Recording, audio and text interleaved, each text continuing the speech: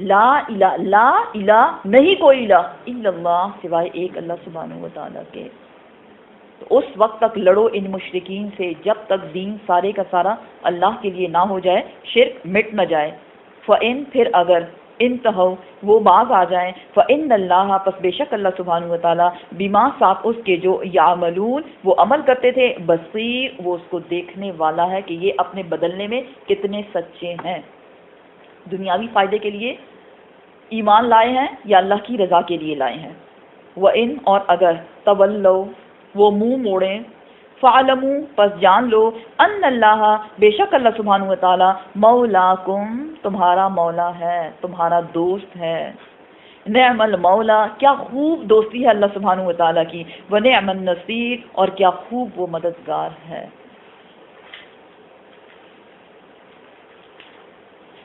عمر بن عاص صحابی گزرے ہیں، ان کے بارے میں بتایا جاتا ہے کہ جب وہ ایمان لانے لگے، پہلے مسلمان نہیں تھے، تو انہوں نے پہلے پوچھا کہ میں نے تو بڑے برے کام کیے، بہت میں نے مسلمانوں کو نقصان پہنچایا ہے، اس کا کیا ہوگا؟ تو ان کو اس بات کی شورٹی دی گئی کہ سب کچھ مٹ جائے گا، سب کچھ صاف ہو جائے گا، کیونکہ ان الاسلام یجب ما قبلہ بے شک اسلام ہی وہ دین ہے جس کو تم لاؤ گے تو پچھلا سارا ریکارڈ آپ کا صاف ہو جائے گا. سبحان اللہ. ہمارا 9واں پارہ ختم ہوا اور 10واں پارہ ہم شروع کرتے ہیں. بسم اللہ الرحمن الرحیم. 90 پارے میں ہم نے سورۃ انفال کا جو سٹارٹ کیا تھا تو اس میں ایک کوشچن پوچھا گیا تھا آپ صلی اللہ علیہ وسلم سے. کیا تھا کوشچن؟ یسألونک عن الانفال، وہ آپ سے سوال کرتے ہیں غنیمتوں کے بارے میں.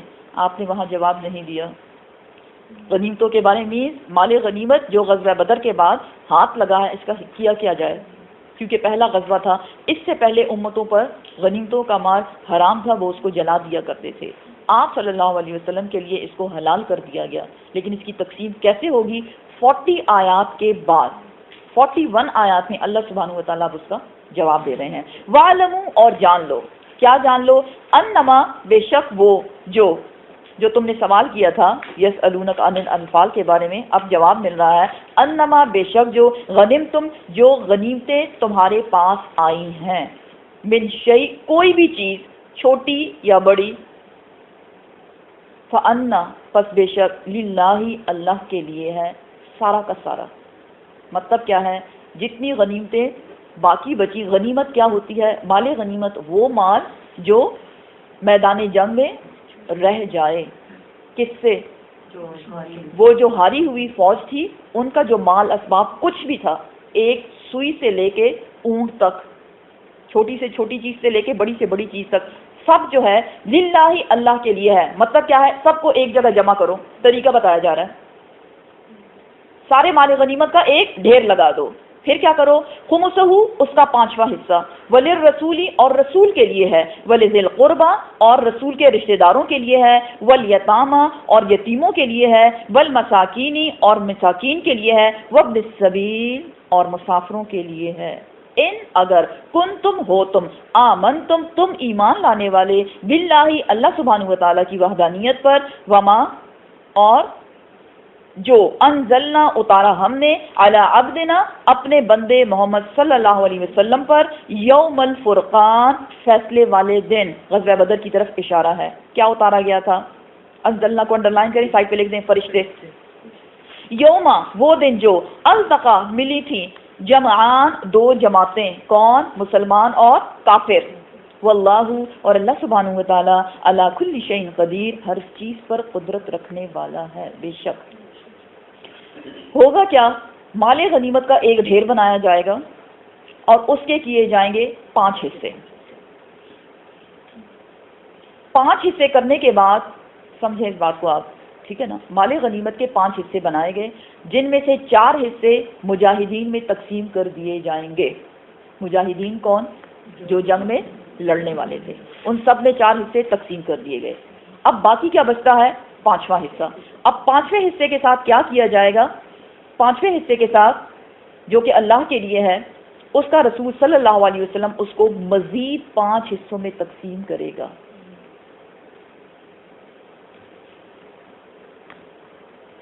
جی 5 حصوں میں تقسیم کرے گا. وللرسولی پہ آپ 1 کریں, اس طرح سے سمجھنے میں آپ کو ایزی ہوگا.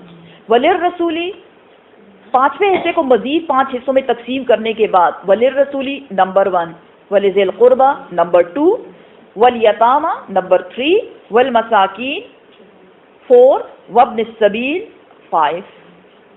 اب جو رسول کے پاس آیا ہے 5ویں حصے میں سے پھر 5 حصے کیے گئے, ان 5 حصوں میں سے ایک جو رسول کے پاس آیا ہے, رسول اس کا کیا کرے گا؟ اس کے ہتھیار اور گھوڑے, اس ٹائپ کی جنگی ساز و سامان وہ خریدے گا.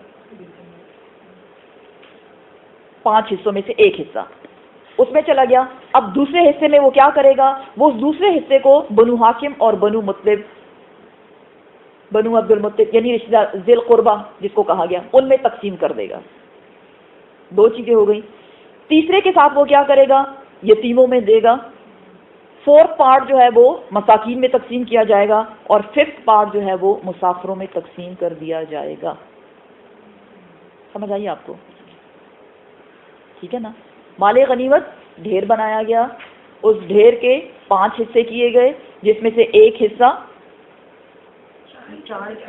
5 حصے کیے گئے, اس کے 4 حصے گئے مجاہدین کے پاس, اور ایک حصہ جو بچ گیا وہ آپ صلی اللہ علیہ وسلم نے مزید 5 حصے بنائے. ایک ہتھیاروں کے لیے, دوسرا رشتہ داروں کے لیے, تیسرا یتیموں کے لیے, پھر مساکین کے لیے, اور 5واں حصہ مسافروں کے لیے. اتنی سی بات ساتھ میں بتایا جا رہا ہے. یہ تقسیم جو ہے یہ عام تقسیم نہیں ہے. اس کی مثال بالکل ایسی ہے جیسے ہم نے سورۃ النساء میں قانون وراثت پڑھا, اور وراثت کے وہ جو حصے بنائے ہیں وہ اللہ سبحانہ وتعالی نے خود بنائے ہیں. یہ حصے بھی اللہ سبحانہ وتعالی نے خود بنائے ہیں. ٹھیک ہے نا, اس میں کسی انسان کی مرضی نہیں ہے.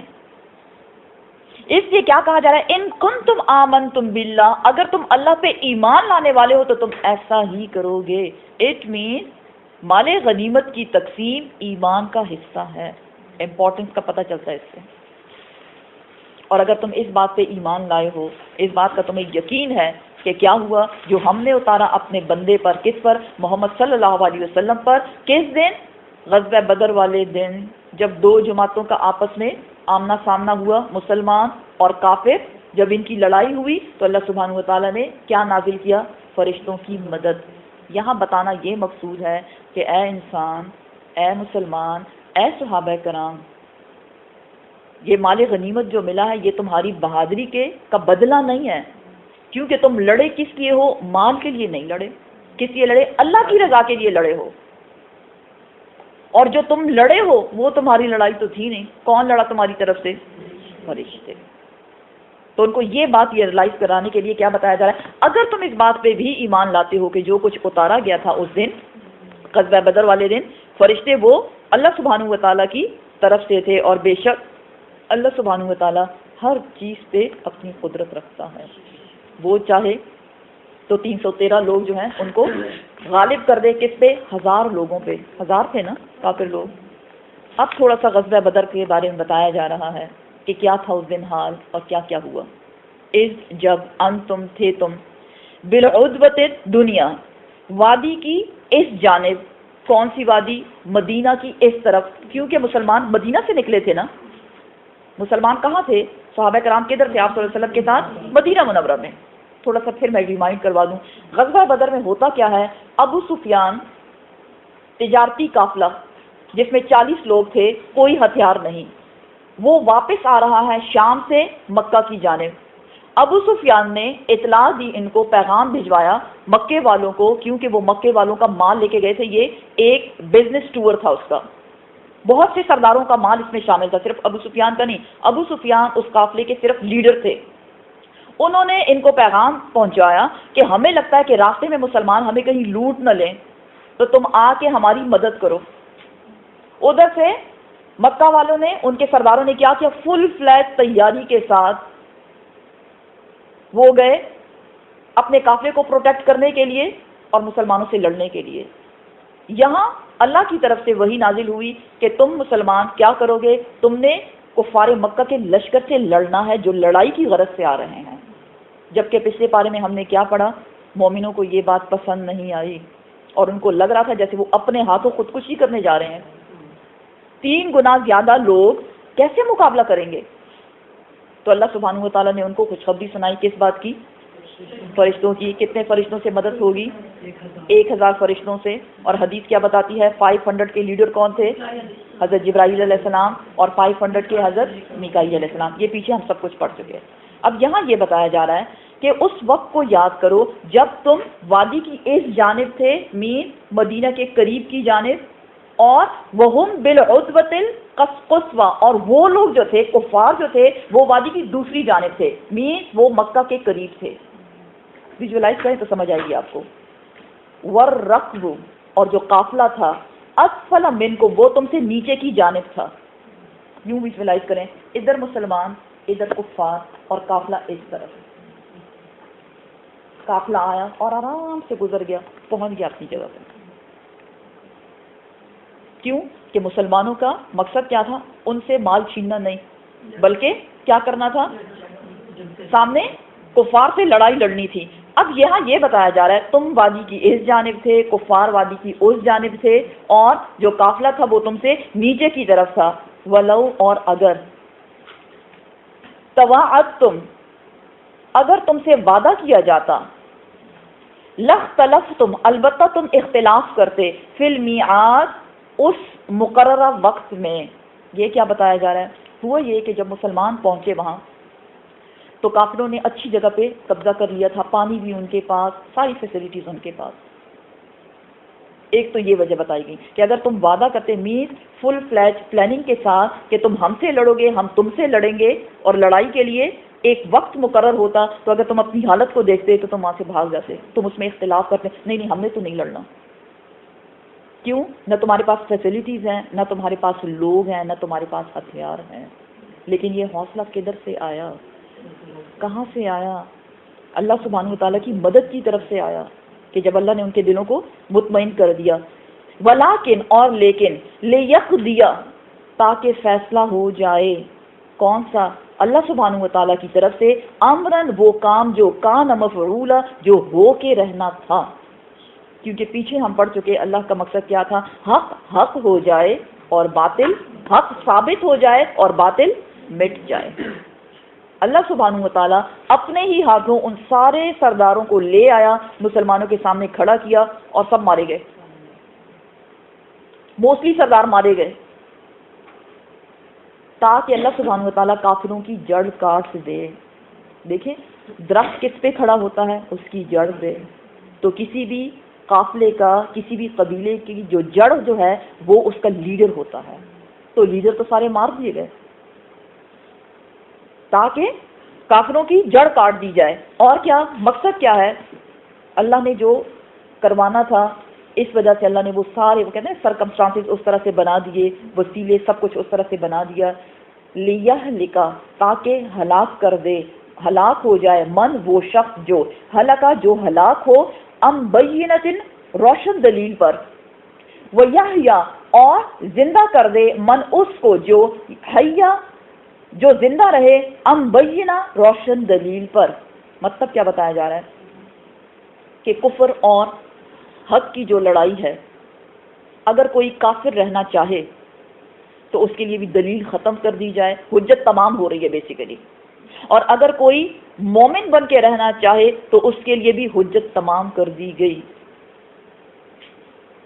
کافر اپنے کفر میں کیوں بڑھ گئے؟ کیوں کہ ان نے اپنی طاقت پہ بھروسہ کیا. ہم بہت طاقتور ہیں اور ہم ان کو ختم کر کے چھوڑیں گے، کیونکہ یہ 313 ہیں، یہ تو کچھ بھی نہیں ہے، گنے چنے لوگ ہیں. تو اللہ سبحانہ وتعالیٰ اگر کسی کافر کو مروانا چاہ رہا ہے، وہ اس لیے مروانا چاہ رہا ہے تاکہ اس پہ ساری حجت تمام ہو جائے، کوئی بہانہ اس کا نہ رہے.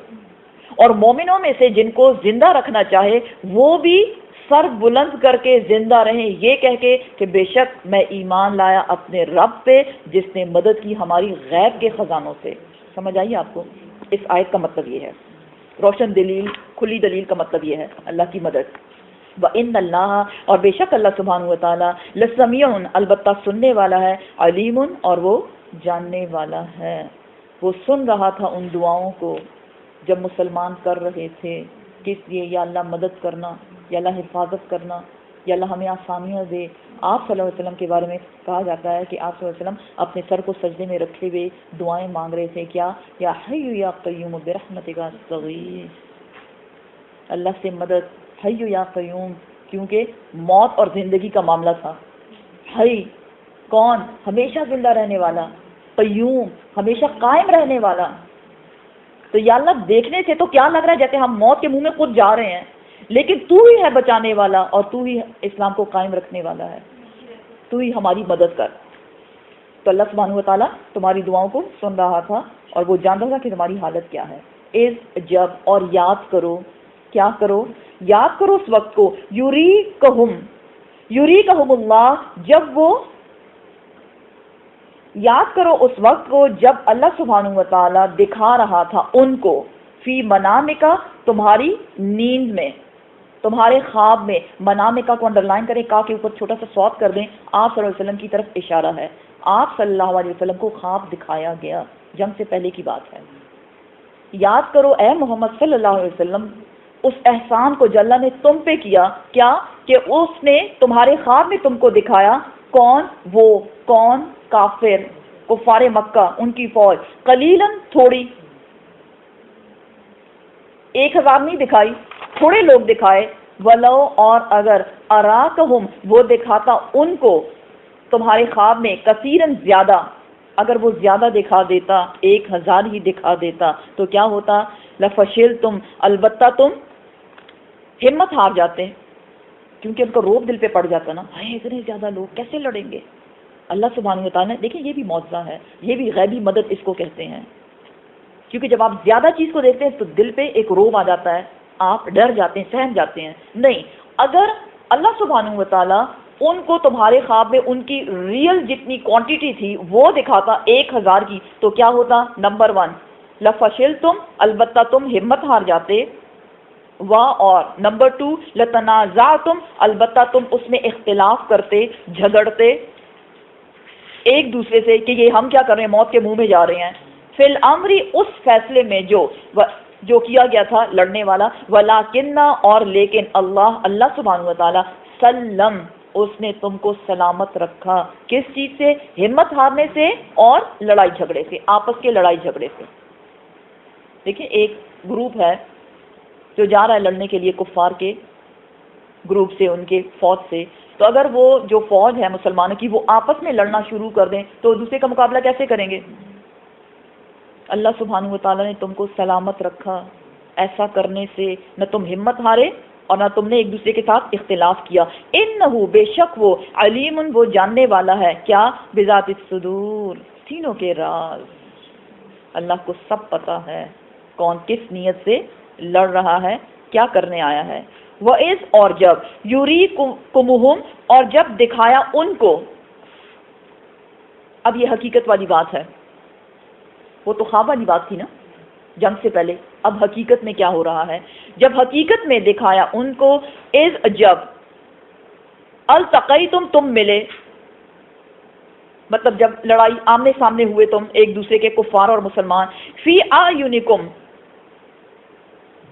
فی اعینکم، تمہاری آنکھوں میں. قلیلاً، تھوڑے. ویقللکم، اور قلیل دکھایا تم کو. فی اعینہم، ان کی آنکھوں میں. لیقضیا، تاکہ فیصلہ کر دے اللہ سبحانہ و تعالیٰ. امرن، اس کام کا. کانا، جو کہ تھا، جو کہ ہے. مفعولا، ہو کے رہنے والا. ہوا کیا؟ اس آیت میں کیا بتایا گیا ہے کہ جب فوجیں آمنے سامنے آئیں تو کفار کو مسلمان کم لگے، جو کہ تھے ہی کم. حقیقت تو یہی تھی نا. اب یہ دکھانے کا مقصد کیا تھا؟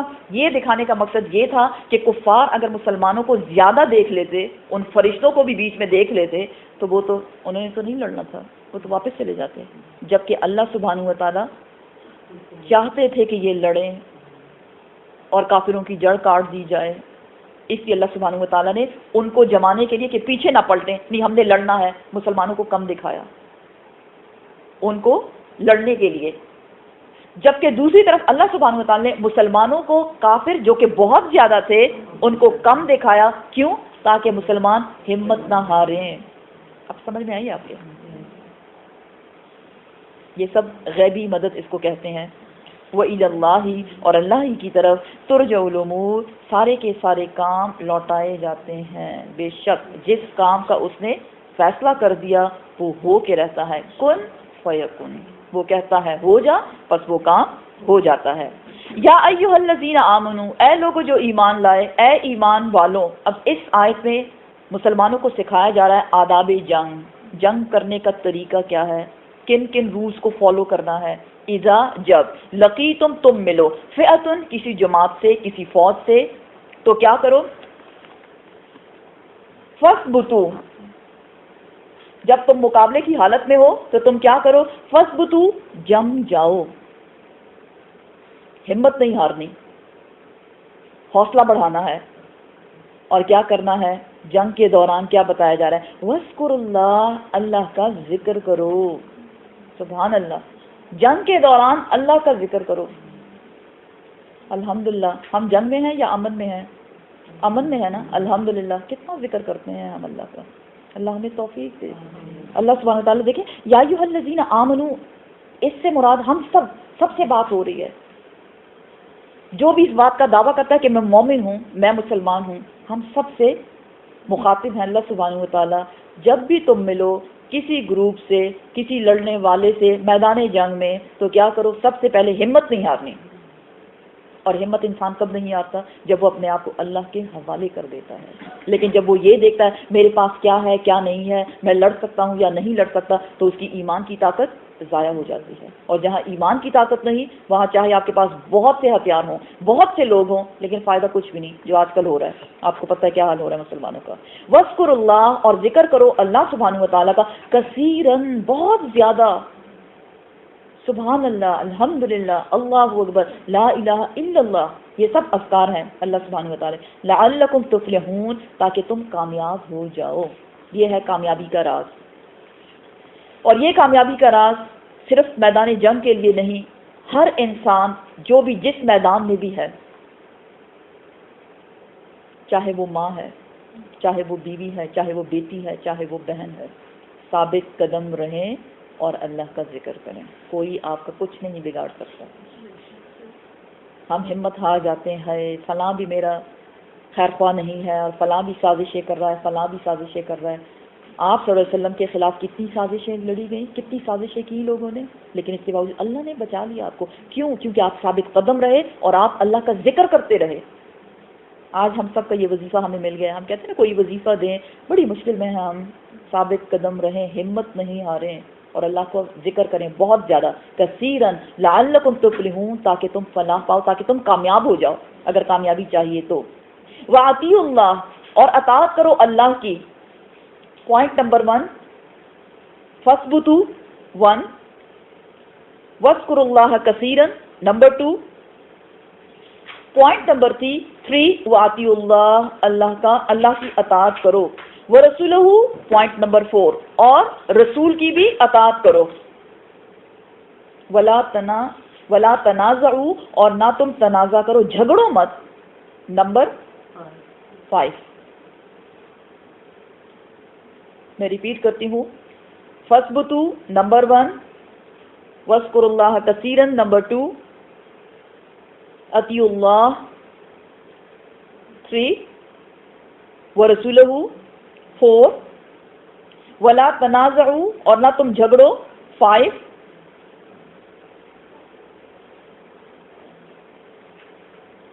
جھگڑو مت۔ اب یہاں جھگڑنے کے بارے میں بتایا جا رہا ہے، اگر تم لڑو گے تو نقصان کیا ہوگا، نقصان کیا ہوگا، فَتَفْشَلُوا، اگر تم جھگڑو گے تو فَتَفْشَلُوا، تم کمزور ہو جاؤ گے۔ دیکھیں جب ہم لڑتے ہیں کسی سے تو ہم کیا ہوتے ہیں، ایگزاسٹڈ، ہمت ہی نہیں فرض نماز پڑھنے کی بھی، کیونکہ بولے بہت ہیں اور فضول میں بکواس۔ نہ لڑو، لڑائی آپ کے اسٹیمنا کو ختم کر دیتا ہے۔ اگر تم لڑو گے فَتَفْشَلُوا، تو کیا ہو جائے گا، کمزور پڑ جاؤ گے تم، اور اگر لڑو گے تو کیا ہوگا، وَتَذْهَبَ، تو اور جاتی رہے گی، رِيحُكُمْ، تمہاری ہوا، ہوا مینز روب، تمہارا روب ختم ہو جائے گا۔ اگر گھر میں جھگڑے ہوں گے تو اس فیملی کا روب لوگوں پہ کیا پڑے گا، وہ کہیں گے کہ تو ہے ہی جھگڑا لو، آپس میں تو اتفاق نہیں، ہم ان کے ساتھ کیا تعلق بنائیں۔ تو یہ جھگڑنے کے نقصانات بتائے گئے ہیں۔ نمبر 1 کیا ہو جائے گا، کمزور ہو جائیں گے آپ مینٹلی اپسیٹ ہو جاتے ہیں، آپ کی باڈی جو ہے فزیکلی آپ اپسیٹ ہو جاتے ہیں، تو کوئی اچھا کام کرنے کی آپ میں پھر طاقت نہیں رہتی۔ اسی طرح جب ہم جھگڑتے رہتے ہیں تو کیا ہوتا ہے، ہمارا روح ختم ہو جاتا ہے، کوئی ہم سے بات کرنا پسند نہیں کرتا، یہ کہ بس یہ تو نیگیٹو تھنکنگ، اور چھوڑو ان کو بس۔ لوگ کس سے بولنا پسند کرتے ہیں، لوگ کس کی پرواہ کرتے ہیں، جہاں وہ پازیٹیوٹی دیکھتے ہیں۔ تو ماشاءاللہ کتنے پتے والی باتیں آج ہمیں پتہ چل رہی ہیں۔ الحمدللہ الحمدللہ جو اللہ نے ہمیں قرآن دیا، بہت بڑی نعمت ہے، اللہ سبحانہ و تعالیٰ ہمیں اس پہ عمل کرنے کی توفیق دے۔ کیا کرو، لڑنا نہیں ہے، اگر لڑو گے تو تم کمزور پڑ جاؤ گے اور تمہارا روب ختم ہو جائے گا۔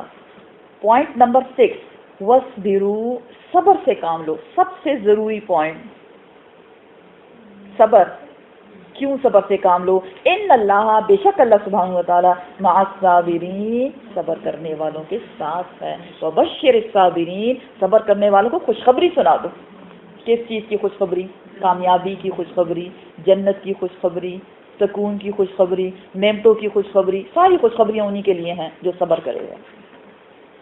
اور صبر کب ہوتا ہے؟ جو پہلی چوٹ پہ ہو، پہلا جھٹکا جب لگتا ہے، شوق، اسی وقت صبر کیا جائے، اسی کا اجر ہے۔ یہ نہیں کہ شروع میں رونا دھونا کیا، گلے شکوے کیے، اس کو بلیم کیا، اس کو بلیم کیا، اس کی وجہ سے میرے ساتھ ہو گیا، بہت برا ہو گیا، اس کے بعد پھر آپ کہتے ہیں نہیں بس میں نے تو بہت صبر کر لیا، اب مجھے صبر کرنا ہے کیونکہ صبر کا بہت بڑا اجر ہے۔ ظاہر ہے اتنا بول بول کے تو صبر سب کو آ جائے گا، کیونکہ بولنے کا بھی ایک اسٹیمنا ہوتا ہے نا، بولیں گے بولیں گے بولیں گے، اسٹیمنا ختم ہو جائے گا، پھر ہم کہتے ہیں میں نے صبر کر لیا، یعنی آپ نے صبر نہیں کیا اور اس کا اجر بھی نہیں ہے، ضائع ہو گیا وہ سب کچھ، نقصان بھی ہو گیا اور اجر بھی نہیں ملا۔ ہاں کہ ہر نقصان پہ اجر انسان کو اسی وقت ملتا ہے جب وہ صبر سے کام لیتا ہے۔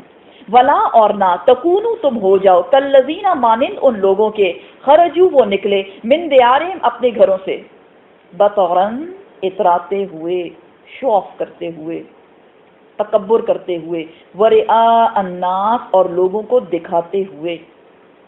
یہاں بیسیکلی غزوہ بدر کے لیے جب کفار کا لشکر نکلا ان کی طرف اشارہ ہے۔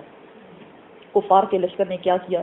بہت سی عورتیں تھیں ان کے قافلے میں، گانا بجانے والی، شراب، اونٹ، ذبح کرنے والے اونٹ، کہ وہاں کیا ہوگا جب ہمیں فتح حاصل ہوگی تو ہم پھر وہاں موج مستی کریں گے، جشن کریں گے، جشن کے ارادے سے۔ یہاں یہ بتایا جا رہا ہے اے مسلمانوں، یہ تمہارا طریقہ نہیں ہونا چاہیے، یہ کفار کا طریقہ ہے، اس سے سبق حاصل کرو کہ ان کفار نے کیا کیا، تکبر کے ساتھ۔ تکبر کس بات کا؟ بھئی 1000 لوگ ہم جا رہے ہیں، ہر قسم کا اسلحہ ہے ہمارے ساتھ، تو پارٹی تو بنتی ہے نا، جب جیت ہوگی تو پارٹی کریں گے۔ تو اس مقصد کے لیے انہوں نے اپنے ساتھ یہ ساری چیزیں لی، خرافات لے کے چلے۔ وَيَصُدُّونَ، اور روکنے کے لیے، کس چیز سے؟ عن سبیل اللہ، اللہ کے راستے سے روکنے کے لیے۔ واللہ، اور اللہ سبحانہ و تعالیٰ، بما، ساتھ اس کے جو، یعملون، وہ عمل کرتے ہیں، محیط، وہ اس کو گھیرنے والا ہے۔ ہوتا کیا ہے کہ جب ابو سفیان تجارتی قافلہ لے کر خیریت سے پہنچ جاتے ہیں تو یہاں ان کو خبر ملی، کفار کے لشکر کو، کہ ہم خیریت سے پہنچ گئے، واپس آ جاؤ۔ تو ابو جہل نے کہا کہ نہیں، اللہ کی قسم، اس وقت اللہ کی قسم اس نے کھائی، ہم اس وقت تک واپس نہیں جائیں گے جب تک ہم مسلمانوں کو ختم نہ کر دیں، اور جب تک گانے بجانے والیاں گانے نہ گائیں، جب تک ہم شرابیں نہ پی لیں، اور جب تک ہم اونٹوں کو ذبح نہ کر لیں۔ قسم اس نے کھا لی، ہم نے جانا ہی نہیں ہے۔ اس قدر وہ کانفیڈنٹ تھے، کیوں؟ اپنی طاقت کو دیکھتے ہوئے۔ لیکن جب اللہ کی مدد نہ ہو تو کوئی طاقت کام نہیں آتی۔ یہی وجہ تھی کہ ابو جہل کو قتل کر کے اندھے کنویں میں ڈال دیا گیا، اتنا اس کا خراب انجام ہوا، اور وہ کہہ کیا رہا تھا کہ ہم کر کے کیا آئیں گے۔ وَإِذْ، اور جب، غزوہ بدر ہی کی طرف اشارہ ہے، اسی کے بارے میں سب بتایا جا رہا ہے۔ وَإِذْ، اور جب، زینا، سجا دیا، لہم، ان کے لیے، کن کے لیے؟ کفار مکہ کے لیے، شیطان، شیطان نے، اعمالہم، ان کے اعمال کو، کون سے اعمال؟ یہ گانا بجانے والی عورتیں، شرابیں، اور یہ سارے خرافات، ان سب اعمال کو، برے گندے کاموں کو سجا دیا شیطان نے، بہت خوبصورت بنا دیا، واو کتنا زبردست کام ہم کر رہے ہیں۔ وقال، اور کہا، کس نے؟ شیطان نے، لا، نہیں، غالبا، غالب آنے والا، لکم، تم پر، الیوم، آج کے دن، من الناس، لوگوں میں سے کوئی تمہیں ہرا سکتا ہی نہیں، کوئی تم پہ غالب آ ہی نہیں سکتا۔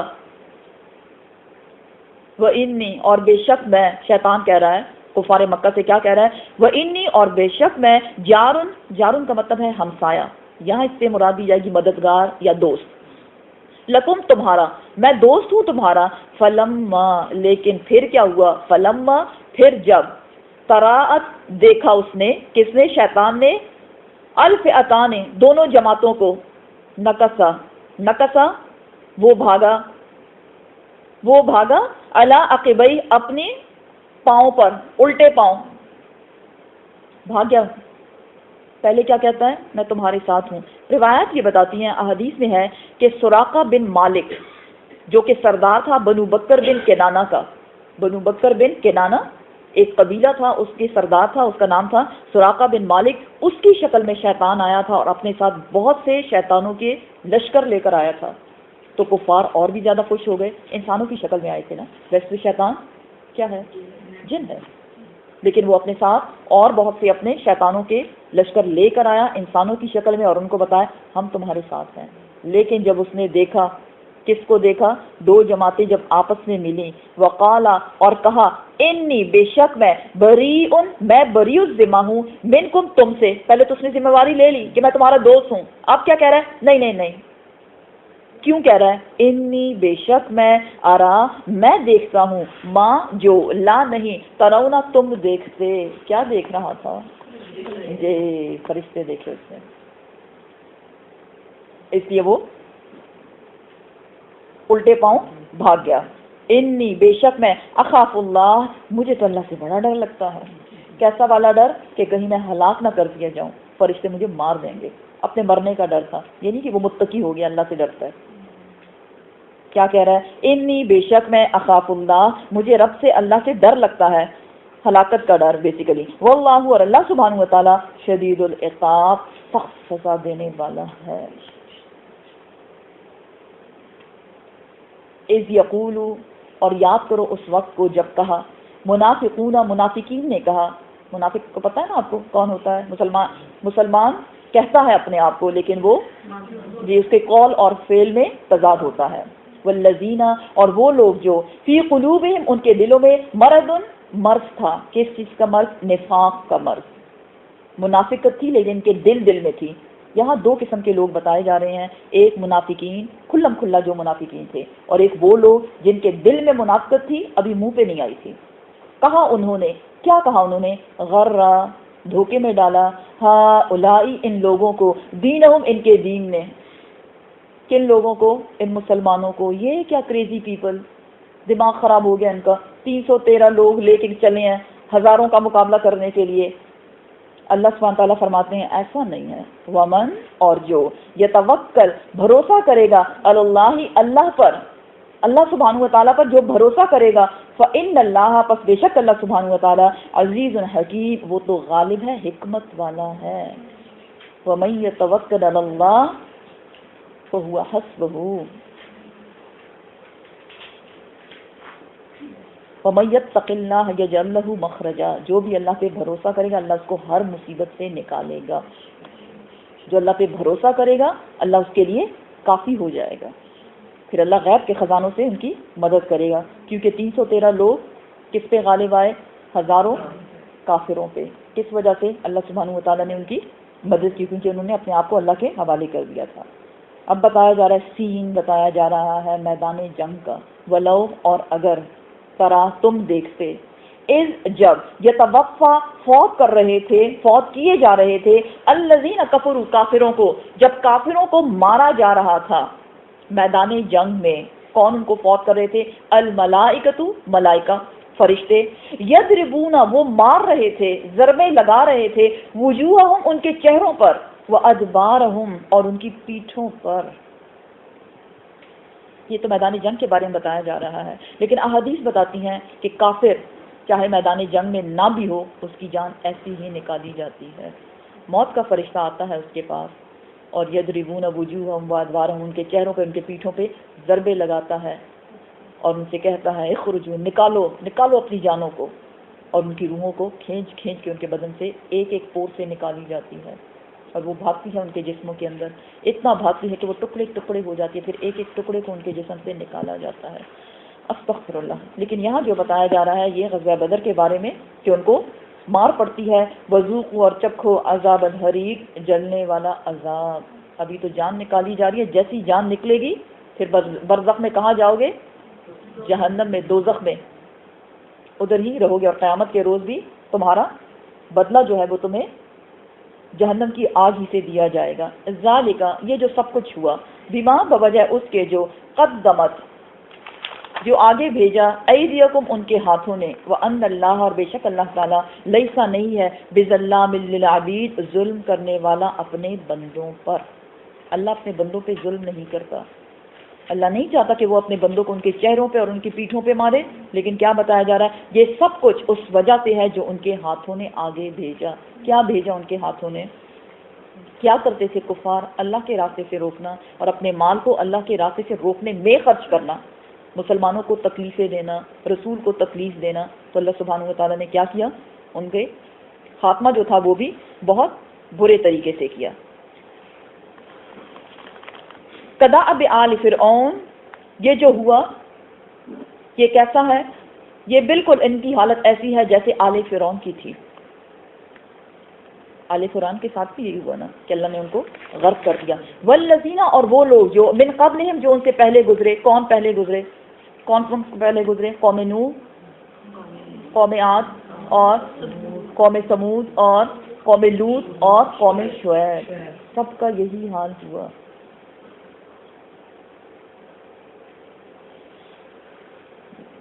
کیا کرتے تھے یہ لوگ؟ والذین من قبلہم جو ان سے پہلے تھے، کفروا جنہوں نے انکار کیا کس چیز کا؟ بآیات اللہ، اللہ کی آیات کا. تو اللہ نے کیا کیا؟ فاخذہم پس پکڑ لیا ان کو اللہ سبحانہ و تعالیٰ نے، بذنوبہم ان کے گناہوں کی وجہ سے. ان اللہ بے شک اللہ سبحانہ و تعالیٰ قوی وہ تو بہت مضبوط ہے، شدید العقاب اور بہت سخت سزا دینے والا ہے. اللہم اجرنا من کل عذاب، اللہم اجرنا من النار. صدق اللہ العظیم. سبحان ربک رب العزت عما یصفون وسلام علی المرسلین والحمد للہ رب العالمین. السلام علیکم ورحمۃ اللہ وبرکاتہ.